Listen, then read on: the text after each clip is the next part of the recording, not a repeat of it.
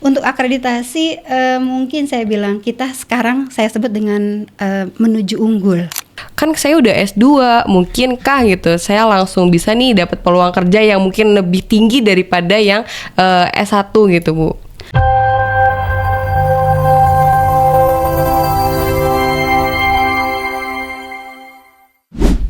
Halo DMCers, selamat datang di podcast hari ini bersama saya Nazla Nurhaliza sebagai host pada podcast kali ini, yang tentunya akan kita bahas tema tentang next step after bachelor, let's talk with master accounting. Yang tentunya pembahasan kali ini pasti akan cocok nih untuk kalian yang masih bingung untuk lanjut kemana nih setelah lulus di bidang akuntansi.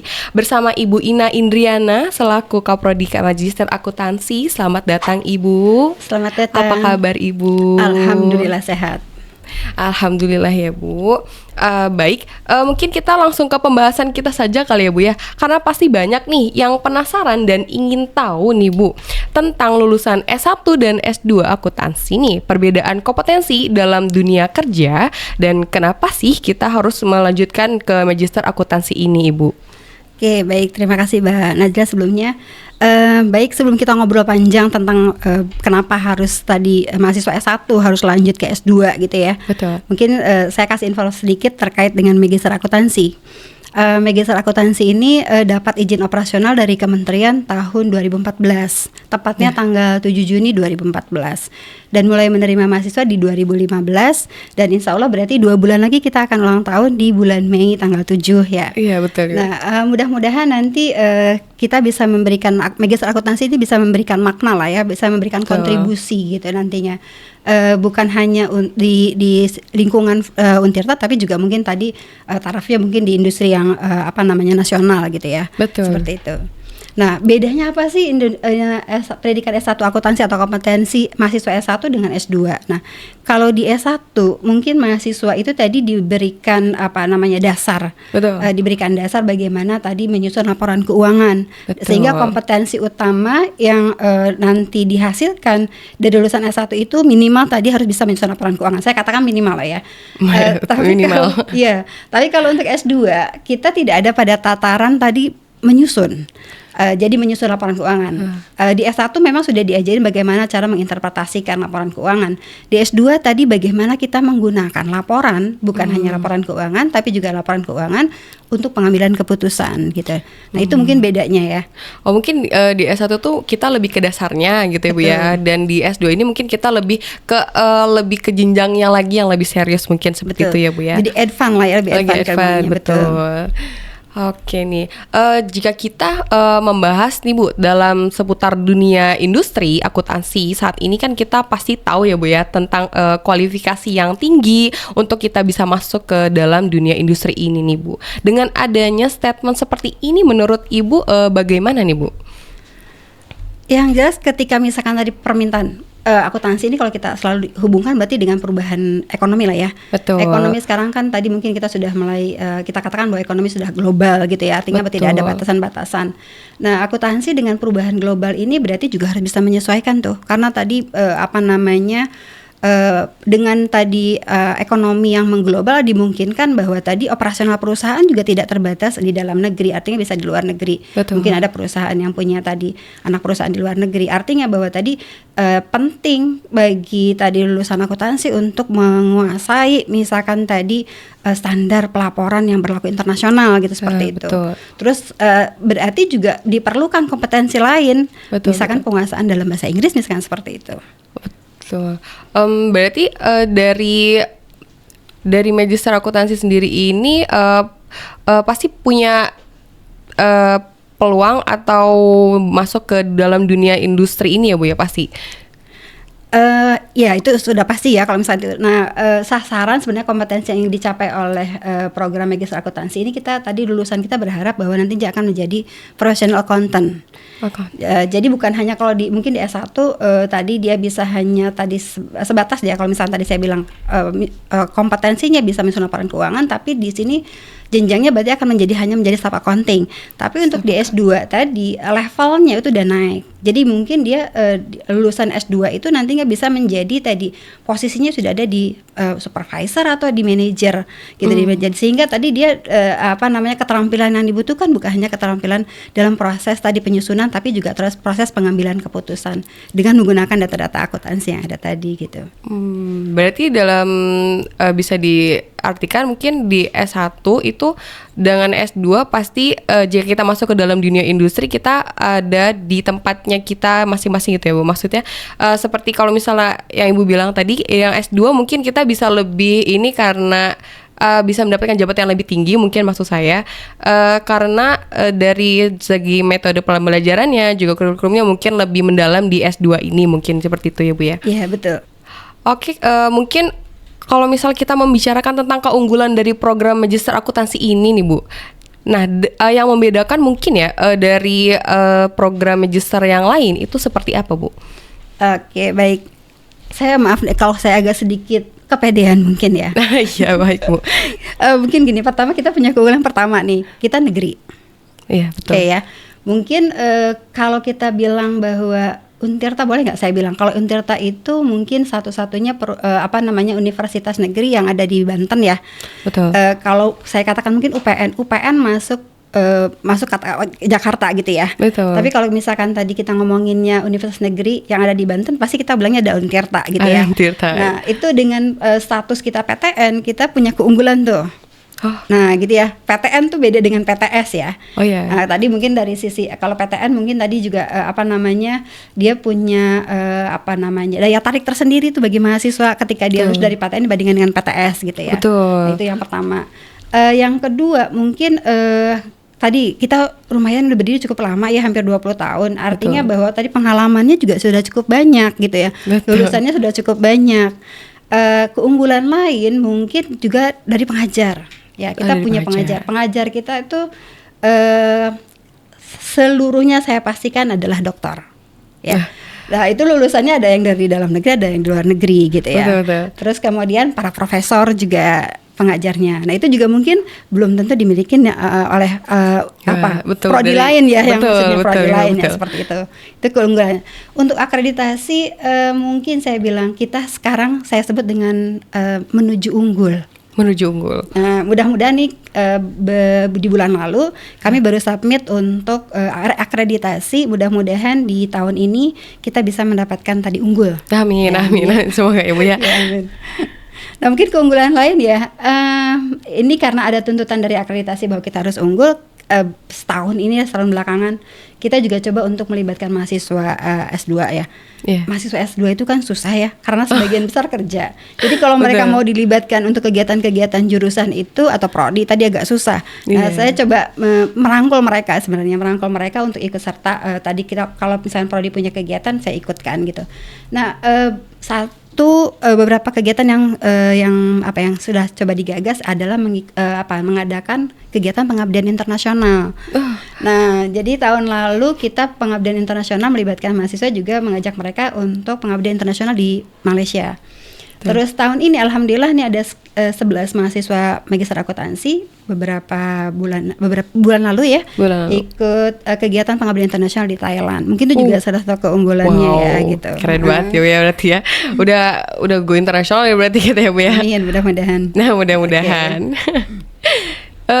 Kita kan itu membahas tentang perbedaan ya Bu ya. Mungkin kalau misal dari segi metode pembelajarannya kah atau dari struktur kurikulumnya kah nih Bu? Kalau misalnya dari di Magister Akuntansinya ini seperti apa Bu? Oke, baik. Kalau kita dari pembelajaran kalau di S2 ya, saya bilang tadi rata-rata mahasiswa S2 itu mungkin 90% lebih itu mereka sudah bekerja. Betul. Nah, ketika mereka sudah bekerja, mereka kembali ke kampus itu tujuannya tadi untuk mendapatkan insight baru gitu ya.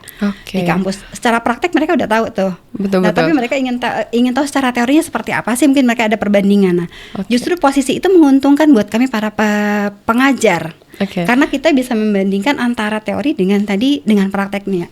Jadi kita bisa lebih saling mengisi tuh. Jadi metode yang dikembangkan biasanya lebih banyak diskusi kalau di mahasiswa S2 gitu ya. Saya selaku pengajar kita dapat input, mereka juga tadi selaku mahasiswa juga dapat input, mungkin dari sisi riset, perkembangan riset atau topik-topik yang ada di akuntansi. Sementara kita juga dapat insight dari mereka terkait tadi dengan bagaimana sih implementasi akuntansi itu di perusahaan gitu secara real gitu ya. Kasus-kasusnya yang ada betul. Seperti itu. Terkait dengan kurikulum? Iya, terkait dengan kurikulum. Kalau dengan kurikulum, alhamdulillah nih kita sudah menyelesaikan revisi kurikulum di 2024 ini. 2024. Oke. Kurikulum kita tadi seiring dengan perkembangan ekonomi global, bisnis global, itu ada tuntutan bahwa tadi akuntansi selalu terkait dengan transaksi bisnis gitu ya. Mungkin nggak tahu seperti itu. Nah, karena transaksi bisnis itu tadi mengglobal, otomatis kita juga bisa menyesuaikan tuh. Jadi kita mendesain kurikulum akuntansi itu di Magister Akuntansi itu mengacu kepada International Education Standard. Nah, seperti itu. Jadi sudah bertaraf internasional juga. Wah, gitu. Keren banget ya berarti ya kita, Bu ya. Betul. Oke, jadi mungkin kalau misalnya kita ngobrol lebih lanjut lagi nih Bu ya tentang membedakan dari segi struktur kurikulumnya di S1 dan S2, mungkin dari segi metodenya juga kita bisa melihat mungkin ya Bu ya. Mungkin di S1 kita lebih berfokus, mungkin kita saat teman-teman lagi ngobrol kita diskusinya tentang gimana sih gini-gini gitu Bu ya. Tapi kalau misalnya di S2 akuntansi ini mungkin kita lebih pressure ke dunia kerja mungkin ya Bu ya. Oke. Dalam mendesain kurikulum mungkin tadi ya, karena tadi kita ngomonginnya bahwa tadi mahasiswa S2 kita kebanyakan udah kerja gitu, proses penyusunan kurikulum tadi tidak semata-mata dilakukan oleh prodi, tapi dalam proses penyusunan kurikulum tadi supaya kurikulum kita itu adaptable atau bisa sesuai lah dengan kebutuhan dunia kerja. Pada saat penyusunan kurikulum kita coba undang beberapa stakeholder kita dari industri. Jadi ada beberapa perubahan kurikulum tahun 2000 lalu, kita mengundang dari PTSNI, kebetulan GM-nya PTSNI kita undang untuk mendapatkan masukan seperti apa sih sebenarnya kebutuhan kurikulum akuntansi untuk yang kategorinya master ya tadi ya, di perusahaan itu seperti apa. Terus kemudian kita juga undang alumni, memang beberapa alumni kita memang tadi sudah jadi punya posisi, misalkan ada yang di KDL, kemudian ada yang di KSI, misalkan di Krakatau, kita undang juga, kita pengen dapetin masukan terkait dengan kurikulum, termasuk dari IAI. Nah, asosiasi ya, jadi dari IAI juga kita undang. Kalau dari IAI ini kita tadi ada istilahnya impian ya, ada impian bahwa nanti mahasiswa master ini nantinya bisa waiver untuk ngambil PPAK gitu ya, kalau PPAK. Nah itu diharapkan ya dengan tadi semua diakomodir tadi, dari industri diakomodir, kemudian dari asosiasi diakomodir, alumni diakomodir, itu tadi lebih komprehensif kurikulumnya gitu, seperti itu. Oke, baik. Mungkin kita jika kita berandai-andai nih Bu tentang akuntansi nih, kita diibaratkan itu sebagai apa sih Bu? Film terkenal mungkin ya. Kalau misal kita berandai-andai, akuntansi itu diibaratkan sebagai sebuah film terkenal. Nah, kira-kira filmnya judulnya seperti apa Bu? Judulnya apa dan kenapa?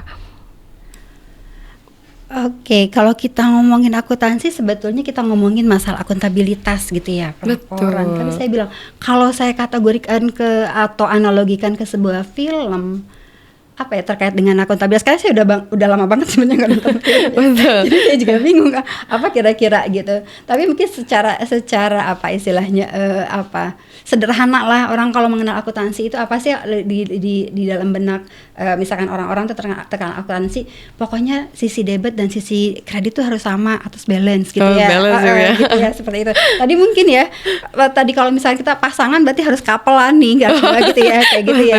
Kalau misalkan salah satunya nggak ada, berarti yang lainnya juga nggak bisa hidup gitu ya, seperti itu. Mungkin tadi Romeo dan Juliet kali ya, seperti itu. Berarti akuntansi ini kita agak sedikit dicampur dengan romantis gitu ya Bu ya. Jadi kita nggak terpaku kayak akuntansi ini pasti pusing banget nih gitu. Enggak ya guys ya gitu. Akuntansi itu kita lebih belajar tentang cinta mungkin. Belajar satu kesatuan biar tetap utuh mungkin, seperti itu ya Bu ya. Saling melengkapi benar, saling melengkapi.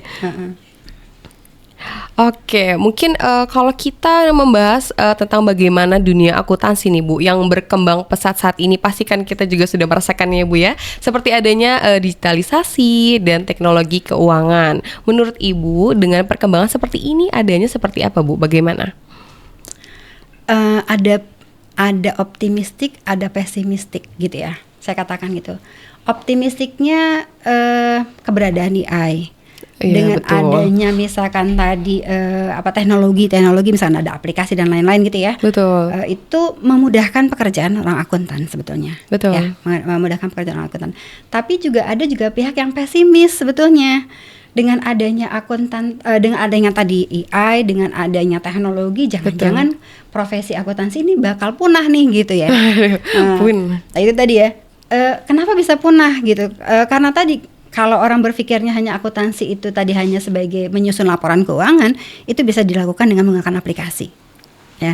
Okay. Tapi kalau kita berpikirnya bahwa tadi akuntansi tidak hanya laporan keuangan, itu tidak akan punah. Ya. Keberadaan teknologi ini tadi akan menunjang untuk pengambilan keputusan. Kita memerlukan teknologi, kita membutuhkan banyak informasi big data misalkan seperti itu. Nah itu diperlukan gitu. Jadi kalau saya mungkin tidak termasuk yang pesimis gitu ya, karena tadi tidak semua orang, mungkin orang bisa menyusun laporan keuangan. Betul. Mungkin aplikasi bisa bisa digunakan untuk menyusun laporan keuangan, tetapi untuk menginterpretasikan dan mengkomunikasikan informasi akuntansi ini masih diperlukan orang-orang akuntan gitu, seperti itu. Betul.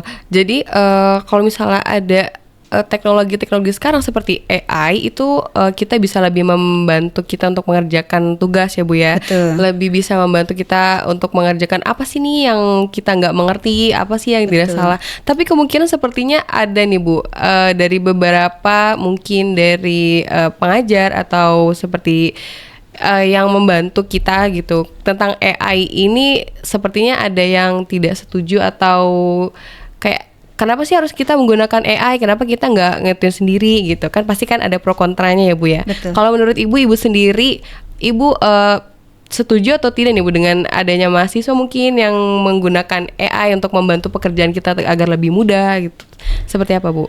Secara personal saya sudah merasakan manfaatnya, jadi saya tidak antipati ya dengan adanya AI. Silahkan aja digunakan gitu ya, selama itu tadi bisa memperkaya dan kita bisa tadi saya bilang dengan menggunakan data yang lebih banyak, mungkin pengambilan keputusan kita juga menjadi lebih akurat mungkin ya, karena kita tadi menggunakan datanya banyak gitu ya, pertimbangan seperti itu. Nah itu menurut saya itu silahkan digunakan selagi itu memang bermanfaat, artinya tidak disalahgunakan gitu ya. Mungkin khawatirnya gitu kan kalau misalnya ada AI ngerjain skripsi pakai AI, ngerjain tes pakai AI gitu kan, kayak gitu ya. Betul. Artinya plek-plekan copy paste gitu ya kan, enggak ya. Pasti kan ada perlu analisis. Iya, dan itu bisa ya Bu ya. Betul. Kita memparafrase. Nah, pertanyaan selanjutnya nih Bu, untuk yang dibutuhkan untuk para akuntan muda nih Bu di masa depan, apa sih yang harus benar-benar kita persiapkan dari sekarang itu Bu? Wah, PR-nya banyak nih kalau gitu. Akuntan muda harus ngapain gitu ya? Betul. Oke. Yang jelas mungkin tadi kompetensi. Yang pertama nih kompetensi ya. Kompetensi dia sebagai akuntannya harus bisa berarti ya kayak gitu ya. Tadi basicnya nyusun laporan keuangan. Betul. Atau mungkin agak advance-nya dia nyusun laporan laporan terintegrasi. Jadi tuntutan ke sekarang itu akuntan tidak hanya diminta untuk menyusun laporan keuangan, tapi juga mengintegrasikan laporan keuangan untuk pengambilan keputusan tadi.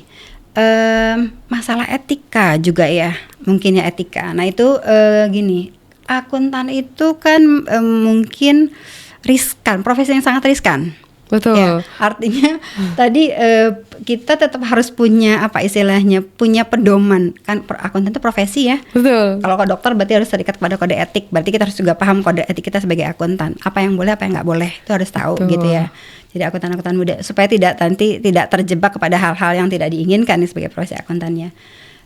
Terus juga mungkin tadi pengetahuan di luar accountingnya nih. Betul. Soalnya hasil masukan yang kita peroleh dari stakeholder kita, anak-anak akuntansi itu pintar-pintar tentang kompetensi terkait dengan kompetensinya. Tapi dari sisi misalkan komunikasi, betul sekali. Jadi ya itu yang perlu diasah mereka gitu. Ya kalau mereka suruh ngerjain laporan keuangan beres lah. Tapi ketika mereka misalkan suruh ngerjain invoice dan menginformasikan invoice itu kepada pihak luar melalui email atau ke atasannya, komunikasinya masih kurang. Nah, itu yang perlu Betul. diasah, komunikasi dan tadi kemampuan bahasa Inggrisnya gitu.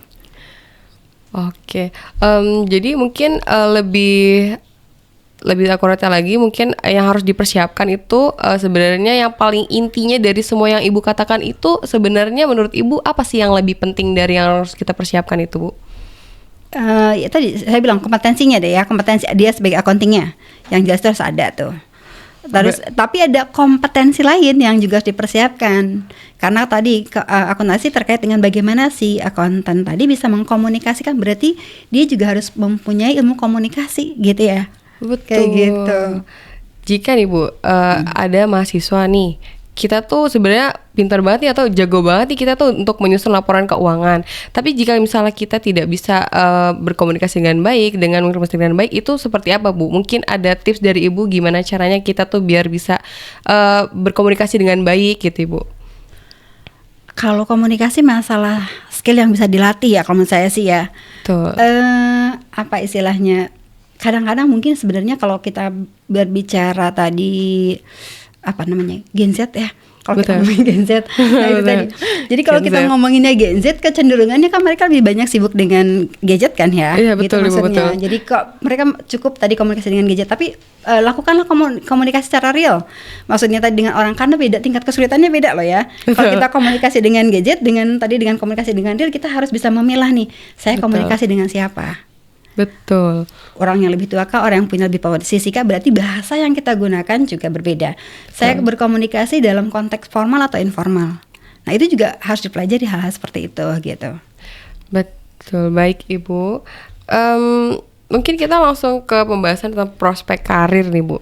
Jika kita membahas tentang jenjang karir, peluang kerja bagi lulusan magister itu seperti apa Bu? Jika mungkin kita melihatnya di berbagai sektor nih Bu. Oke, baik. Rata-rata mahasiswa yang masuk ke ke magister akuntansi ya, mereka memang tadi saya bilang sudah bekerja. Betul. Terus kemudian biasanya saya tanya, kenapa kok kalau udah punya posisi ngapain masuk lagi, nerusin lagi lanjut lagi kenapa gitu harus ya. kuliah gitu ya Bu ya? Nah, mungkin di sini ada potensi untuk promosi di situ yang jelas ya. Jadi ketika tadi mereka dengan jenjang pendidikan yang lebih tinggi, berarti potensi untuk dipromosikannya lebih tinggi lagi gitu. Betul. Nah, seperti itu. Itu kalau salah satunya ya, kalau kita berbicara tentang tadi. Mungkin ada yang lain-lain alasannya ya, mereka ada juga yang mereka misalkan nanti saya masuk ke akuntansi, pengen di magister akuntansi, pengen tadi mengupdate informasi. Betul. Nah, mereka mungkin tadi masuk di tahun 2000-an awal gitu ya. Betul. Informasinya kan beda dengan sekarang tuh, akuntansinya perkembangannya begitu cepat. Ya, betul sekali. Nah, mereka kan pengen update tuh informasi terbarunya juga gitu. Baik, mungkin kan tadi kita sudah berbicara tentang keunggulan-keunggulan dari program magister kita nih Bu. Kira-kira ada nggak sih Bu dari alumni dari magister akuntansi yang sekarang nih yang berada mungkin di bidang yang lebih strategis atau mungkin yang lebih baik gitu Bu? Oke, baik. Dari sisi posisi ya. Dari segi posisi. Oke, dari sisi posisi. Kalau saya lihat tadi termasuk yang kemarin sempat kita undang ya. Itu adalah salah satu alumni kita yang memang sudah memiliki posisi di levelnya mungkin di manajer ke atas gitu ya. Artinya dia sudah strategis kan posisinya sudah ya. Sudah strategis sekali Bu. Ada juga mungkin di pemerintahan yang mereka juga tadi di inspektorat sebagai wakil di inspektorat gitu, seperti itu. Jadi itu mereka juga mulai karirnya bukan hanya ketika mereka masuk di akuntansi, tapi mereka memang sudah berkarir sebelumnya. Tapi di akuntansi tadi saya bilang dengan dia masuk mungkin di akuntansi, dia ada peluang untuk promosi gitu ya, promosi jabatannya dia di kantor gitu, seperti itu. Wah, berarti udah pada hebat-hebat banget ya Bu ya alumni dari magister akuntansi ini sendiri. Mungkin jika kita membahas kembali tentang jenjang karir, mungkin ada nggak sih Bu, kayak misalnya kita nih baru lulus, tapi kita tuh menginginkan adanya peluang bagi lulusan magister akuntansi ini seperti apa? Mungkin kan saya udah S2, mungkinkah gitu saya langsung bisa nih dapat peluang kerja yang mungkin lebih tinggi daripada yang S1 gitu Bu? Oke, baik. Gini, masuk ke jenjang tadi pendidikan yang lebih tinggi dengan tadi mungkin kolega atau teman-teman sekelasnya yang sudah bekerja, bahkan Betul. mungkin ada yang GM ya, salah satunya di perusahaan Cina, kita ada juga mahasiswa yang sekarang berkembang, itu dia sering sekali meng-share informasi lowongan pekerjaan di kantornya dia gitu, seperti itu ya. Artinya bahwa tadi ada kemungkinan dimungkinkan bahwa tadi misalkan ada yang mahasiswa akuntansi misalkan tadi di magister yang baru fresh graduate, Betul. kemudian dia tadi masih belum settle dari sisi pekerjaan, Betul. itu ada dimungkinkan bahwa justru dengan tadi punya teman-teman yang sudah bekerja di perusahaan-perusahaan besar, dia bisa berpindah atau dia bisa direkrut oleh perusahaan temennya tadi gitu, seperti itu. Berarti seperti memiliki peluang yang lebih baik mungkin karena dari segi lulusan magister akuntansi ini kan kita lebih banyak yang sudah bekerja mungkin ya Bu ya. Betul. Oke. Mungkin dari Ibu mungkin ada tips and trick itu Bu untuk teman-teman yang mungkin tertarik untuk mendaftar program magister akuntansi ini bagaimana Bu? Oke, tidak ada tips yang khusus mungkin ya. Tapi kalau untuk triksnya daftar dulu berarti. Oh, daftar dulu. Daftar dulu kan. Pertama Oke. daftar dulu, berarti daftar dulu gitu ya. Terus kemudian nanti kan ada beberapa persyaratan memang yang diminta gitu ya. Termasuk Betul. tadi misalkan dia TOEFL, harus lulus TOEFL atau memiliki kemampuan bahasa Inggris gitu, seperti itu ya. Kalau pengen masuknya. Nah, terus nanti mungkin ya harus setelah daftar ya tadi harus masuk gitu ya, harus Iya, betul, harus biar masuk. tahu gitu ya, biar Betul, tahu betul. seperti apa gitu. Nah, baru bisa membedakan mana kira-kira tadi adakah perbedaan ketika dia masih tadi baru lulusan S1 dengan S2-nya gitu. Betul. Kalau tipsnya biar lulus di tes mungkin Oke, ya di tes. ya tadi istilahnya umum lah ya, ada tes kan ya, berarti Iya, ya betul. persiapkan dengan baik kayak gitu ya, kalau gitu ya. Persiapkan dengan baik untuk untuk tesnya, untuk mengikuti tesnya. Mungkin itu kalau yang baru ingin masuk lah ya. Baru Kalau- ingin masuk. Yang tertarik daftar itu ya Bu Iya, ya. betul. Tadi mungkin salah satu pertimbangan juga kalau misalkan kamu lihat akreditasi para pengajar juga ya, kayak Betul. gitu. Terus tadi mungkin track record kita nih, perjalanan akuntansi selama hampir 20 tahun ini apa yang sudah dilakukan, mungkin Betul. itu bisa menjadi pertimbangan gitu. Betul. Mungkin dari segi alurnya nih Bu, kan kita kan udah bilang tadi ya Bu ya, dari ibunya sendiri kita harus daftar dulu nih. Nah, mungkin ada teman-teman yang ingin tahu nih Bu, alurnya untuk daftar itu seperti apa mungkin. Apakah kita tuh harus benar-benar menyiapkannya tuh dengan sungguh-sungguh Bu gitu kan, seperti kan ada gitu ya. Untuk bertanya bagaimana sih alurnya buat masuk ke Untirta ini, atau bagaimana sih kita harus masuk ke dalam program magister akuntansi ini Bu? Oke, sederhana ya. Kalau memang terkait dengan informasi pendaftarannya, mungkin tadi teman-teman bisa akses di pmb.untirta.ac.id gitu ya. Betul. Nah itu, jadi bisa di situ informasinya sudah lengkap. Nah kebetulan di tahun ini ada penerimaan nih, kita lagi proses pembukaan untuk gelombang pertama. Gelombang pertama ini dimulai tanggal 24 Februari kemarin dan akan berakhir di tanggal 10 Tanggal 10 April ini, Bu? Betul. Oh, betul. Tanggal 10 April, nanti di tanggal 12 itu baru ada tes dan wawancara. Nah, jadi prosesnya setelah daftar nanti kemudian ada tes. Ada tes. Dan setelah tes nanti ada proses wawancara. Jadi untuk menentukan tadi dia kira-kira lolos seleksi atau enggak gitu ya. Bukan hanya dari sisi tesnya tapi ada wawancaranya juga. Kalau ngomongin tadi apa aja sih sebenarnya harus dipersiapkan gitu. Betul. Ya, syarat-syaratnya gitu. Ada beberapa memang tadi dokumen yang memang harus dilengkapi pada saat pendaftaran.